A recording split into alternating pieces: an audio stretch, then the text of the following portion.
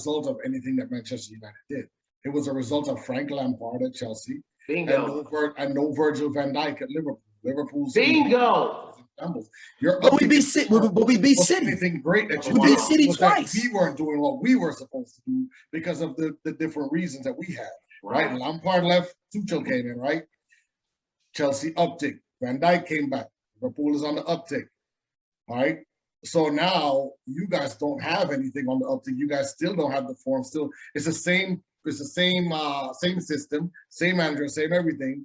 But now you're doing poorly. I don't think it's that you're doing poorly. I think it's that everybody else was suffering last year that made you guys look better at that time. It goes back once again to our manager. And this is fine. So I do want to list off my top 5 managers for entering coming up this week.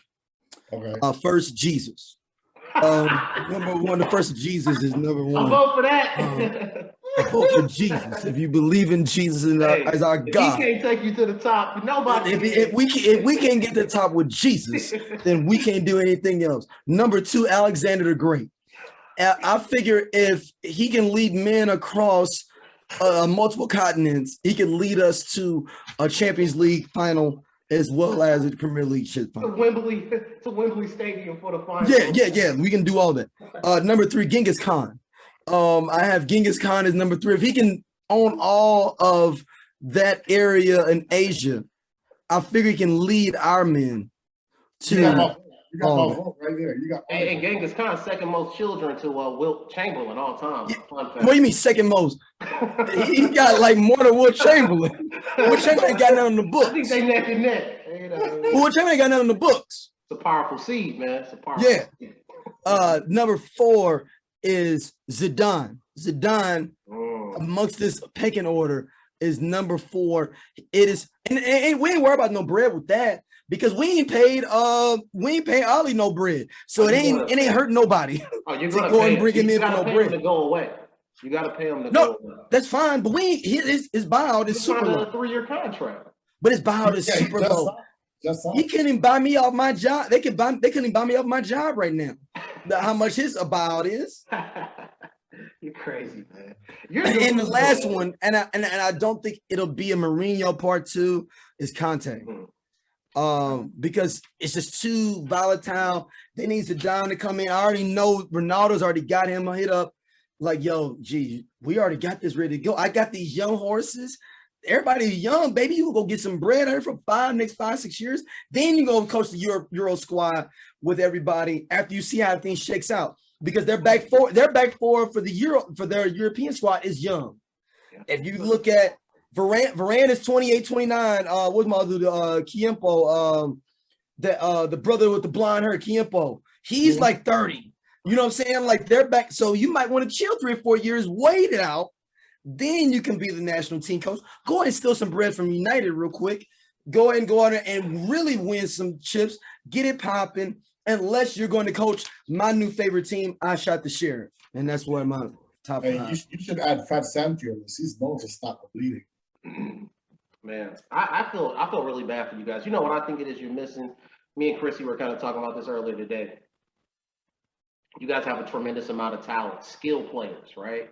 But I don't see the engine. I don't see the passion, the heart to drive, who's getting back to make challenges, recover the ball, press the ball. I saw today the manager tried to do the right thing with Fred and his partner, the young kid, McTominay or whatever. Yeah. McFred. Yeah, it's not there, man. Those aren't the right attitudes. And you see it even with the smaller clubs. That's one thing that we learned this weekend. Look at your Watford, the passion, the heart to drive, not ultimate skill players, but the drive. And that's what's missing from a Manchester United. I don't see Ole Gunnar Solskjaer being able to provide that. And I think that's where you guys are really suffering at. And I kind of like that Zidane name. If you could pull that off, I think that could turn the table for you. And I also look, he's up for bid from y'all Chelsea boys. I've been talking about for a minute. I want Rudiger, man. He's the type of dude that's come in. Just go and give me a red card to make everybody feel what we do, what we about in this life.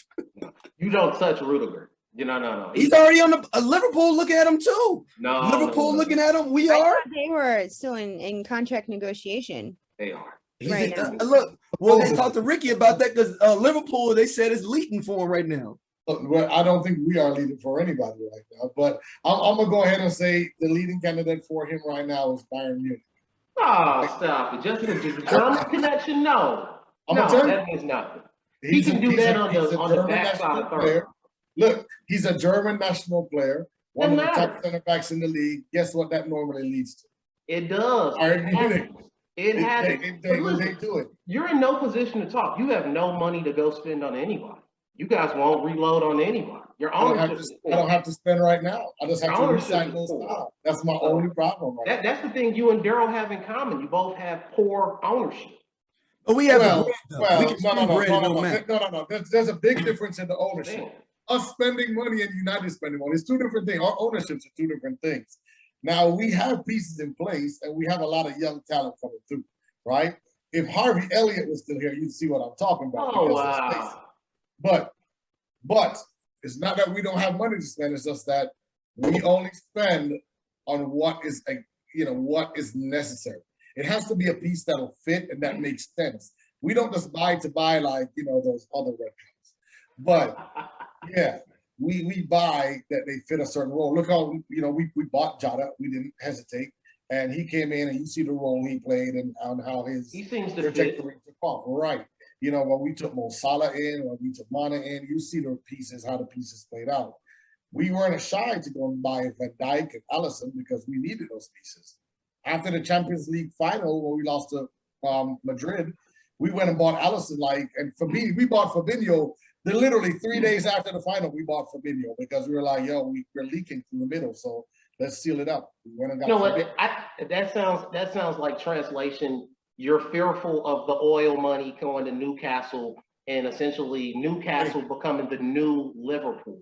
No. Everybody should be down. Newcastle's the new Liverpool.